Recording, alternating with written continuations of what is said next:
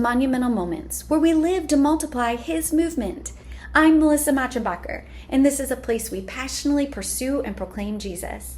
Today's monumental moment is titled Curling Eyelashes. Do you ever think of the most random things at the most unexpected times? Maybe it's just me, but sometimes I surprise myself with what comes to mind out of the blue. Not too long ago, I was thinking about the most recent Winter Olympics. I'd happened to be watching curling one night during the Olympic Games. You may have watched the sport or even played it yourself. The most I had ever done around the sport was purchase my parents a gift certificate to try out curling lessons one Christmas. The game has been referred to as chess on ice because of the strategy involved in trying to tactically position the rocks within the button of the house. I know it sounds like I may know what I'm talking about, but only because I've watched it on television and researched this game just to some degree. I still have yet to get into the game. I have not done any curling other than maybe my eyelashes, hair, and a barbell or two at the gym.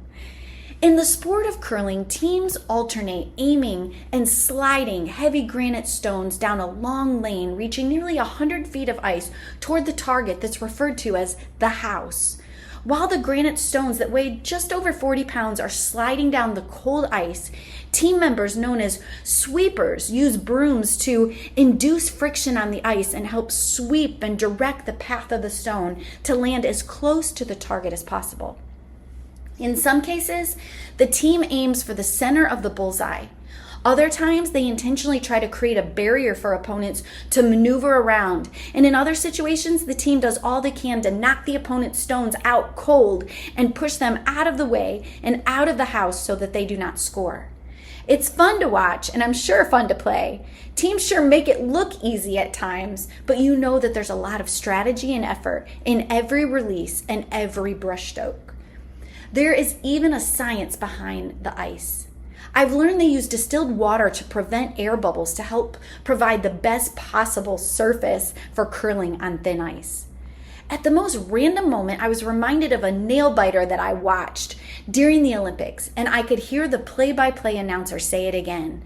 That was an eyelash away from a great shot. In other words, so close but so far away. Or better luck next time. Or close but no cigar.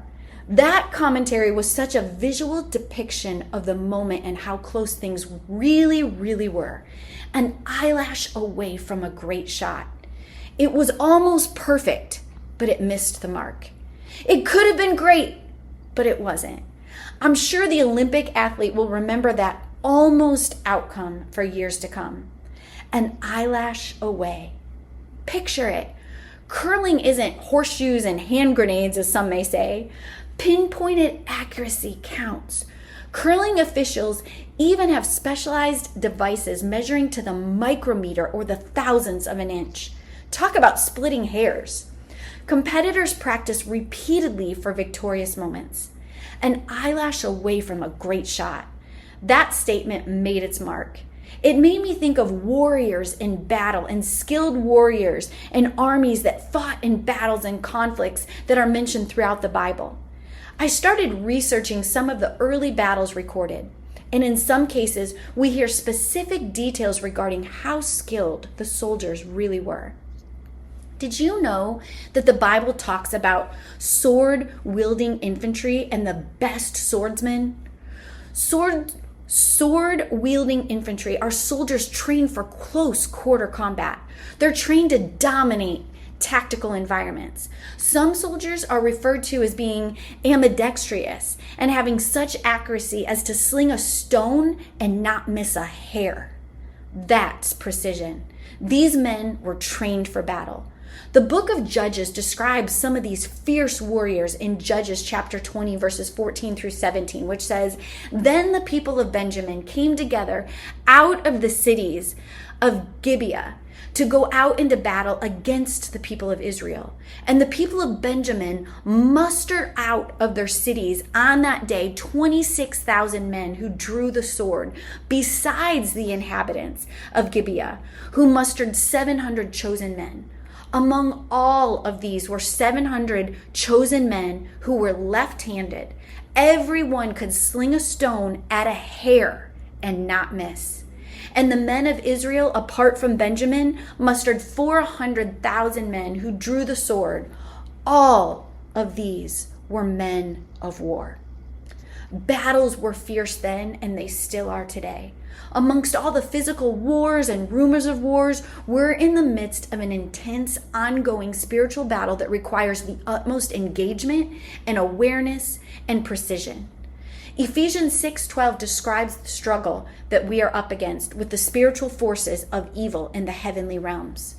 King David understood both physical and spiritual battles that men can face. He declared in Psalm 144:1, "Blessed be the Lord my rock, who trains my hands for war and my fingers for battle."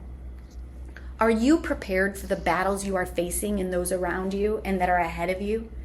Are you declaring, "Blessed be the Lord my rock, who trains my hands for war and my fingers for battle"?